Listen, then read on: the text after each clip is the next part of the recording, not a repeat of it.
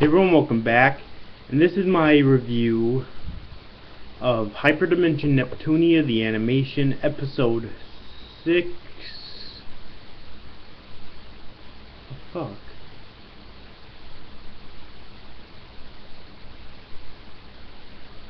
Hold on a sec here. Okay.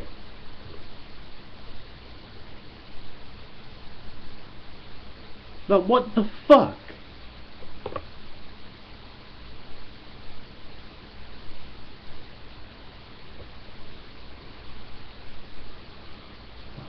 Stupid fucking computer. Thank you. Entitled Review-Lastation Secret for Your Eyes Only. Alright, let's get through the synopsis here now. Because quite a bit happened in this episode.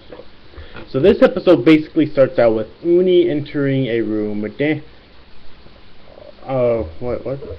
Oh, sorry, it was, throughout the first part of the episode, I thought it was Uni, but instead it was Noir. So, Noir entering a room, dancing and singing, very weird for her, and then says it's time to begin and starts to get undressed. When she does this, it looks like there's a weird pervert monitoring her from some hidden location, but we can't really get to see his face just yet, or where he's at. We then cut to a scene with Neptune playing video games and being bothered by some girl named P.O.K., who I guess was the one who we met at the end of the last episode.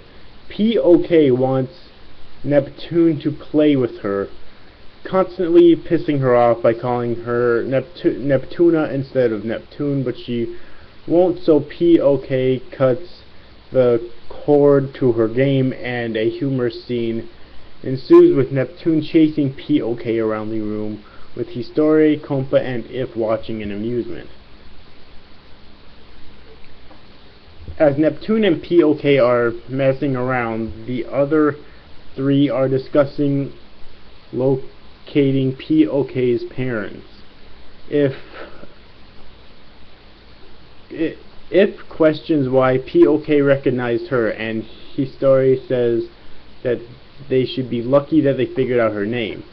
We then cut to a scene outside with Vert holding Nepgear, with her face touching Vert's breast.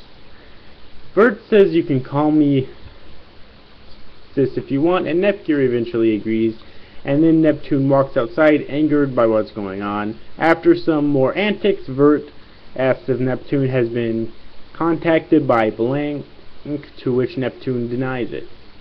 A few minutes later, Blank,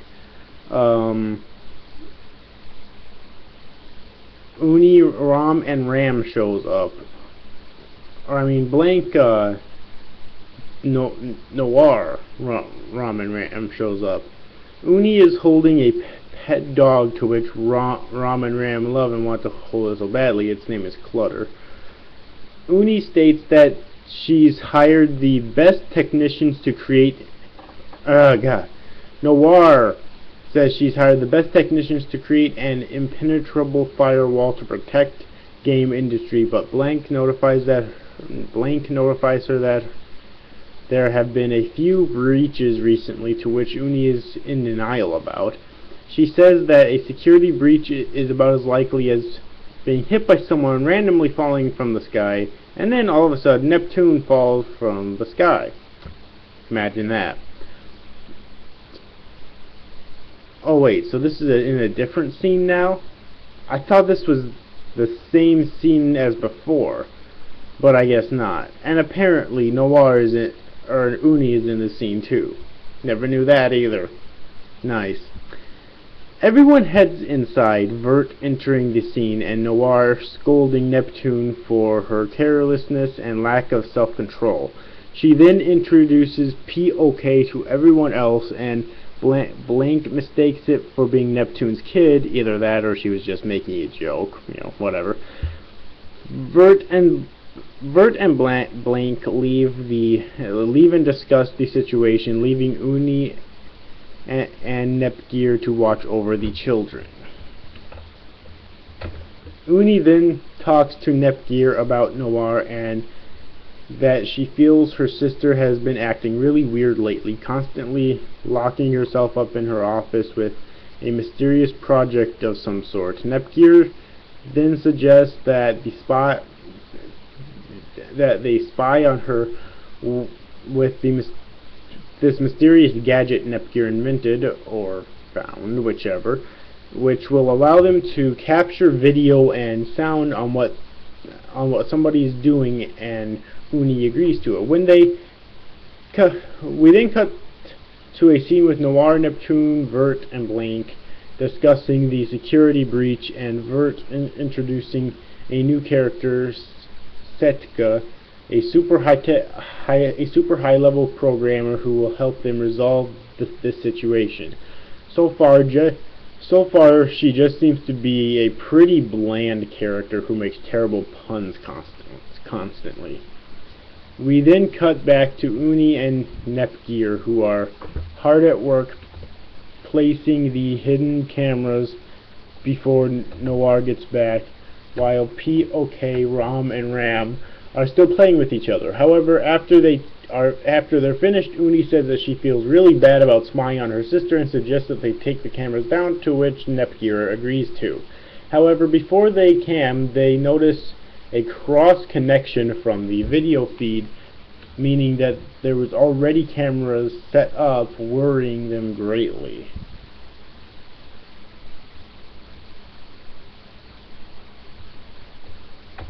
After a scene with Uni getting very mad that someone else was spying on Noir all along, we cut to a scene with Noir, Neptune, Blank, and Vert in their CPU forms flying through the sky, and Noir somehow already knowing that someone was spying on her, understandably pissed off. This is a problem I have with this episode already, is plot inconsistency. How the fuck she know this? It just seems like lazy writing to me. Alright. As soon as they land at their destinations, transforming back, we find out that someone is currently monitoring them, but of course they don't realize it yet. We then cut back to Nepgear and her crew seemingly at the same place, searching for the voyeur, and Clutter escapes through the gates, so POK carelessly chases after the dog. We then cut back to Neptune and her crew, who are already inside the building, spying through a crack in the door at the supposed hacker. They barge through to engage the hacker, who is revealed to be a lot more feminine than you'd expect, and her name is Anani Death. She reveals that she was the one spying on Noir this whole time, and that the one that hacked into the system as well, because she is so damn obsessed with her and wanted to learn more and more about her. When Noir insists that the pictures mean nothing to her, Anani Death shows another group of even more embarrassing pictures of her sewing and other such things. When she insists that even those pictures mean nothing to her, Anani Death shows another group of even more embarrassing pictures of her trying on various cosplay costumes. After that, Noir transforms and a small fight scene commences, as well as a small chase scene with Anani Death escaping his current hideout, pleased that he at least got to meet Noir in person. When he exits the building, he ends up running into Clutter and then being knocked over by POK, whose real name is Pishi, apparently. One weird thing about it is that he seems to know her somehow. Then once Nepgear and the others show, what I meant is like Anani Death seems to know Pishi somehow, which we don't exactly know how just yet, or if that's even true. That's just what it seemed like here, alright? Then once Nepgear and the others show up, Uni sees that this guy was actually the Peeping Tom, and so she transforms, ready to kick some ass. However, before she can have a chance to, the old CPUs show up, Noir leading the charge and realizing and defeat it admits defeat and gets hauled off by the police. Hold on a sec. Alright. Once he's gone, Uni tries to pretend like they didn't see any of the pictures, but Ram and Ram, completely oblivious to this, admits that they did and were so confused by them. Meanwhile, Neptune shares some food with Pishi. When they get a quick scene, we then get a quick scene with Anani Death in his cell, seemingly talking to himself. Then we cut to the final scene with Uni and Noir making up. Uni telling Noir that she shouldn't stop cosplaying if she doesn't want to. When she questions Noir if it's only because she's not tied down with work anymore, Noir says yes, because she's had a lot more free time lately. At the end of the scene, someone else spontaneously falls from the sky. Another purple-haired girl by the name of Plutia reveals herself to be the CPU of Planeptune. And that sums up what happened in this episode.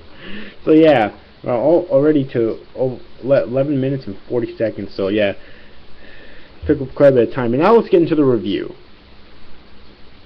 I'll be honest with you, this much similar to Dog and Scissors. This series is just going downhill for me.